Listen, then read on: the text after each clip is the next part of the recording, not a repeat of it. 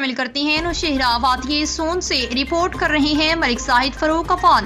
محکمہ social welfare کے زیر اہتمام وزیر اعلیٰ پنجاب مریم نواز شریف کے اعلان کردہ ہمت کارڈ تقسیم آغاز کی تقریب کے مہمانی خصوصی MNA ملک شاکر بشیر عفان نے اسپیشل خصوصی افراد کو ہمت کارڈ تقسیم کیے۔ اس موقع پر انہوں نے کہا کہ وزیر اعلیٰ مریم نواز شریف کی جانب سے خصوصی افراد کے لیے ہمت کارڈ انقلابی منفرد تحفہ ہے۔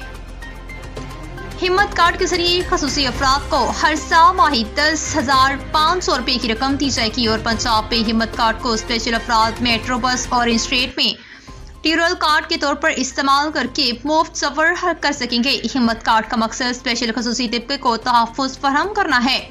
انہوں نے مزید کہا کہ وزیر اعظم پیا محمد شہباز شریف اور وزیر اعلیٰ مریم نواز شریف نے درپیش مشکلات کے باوجود ملک پاکستان کو ترقی کی راہ پر گامزن کیا۔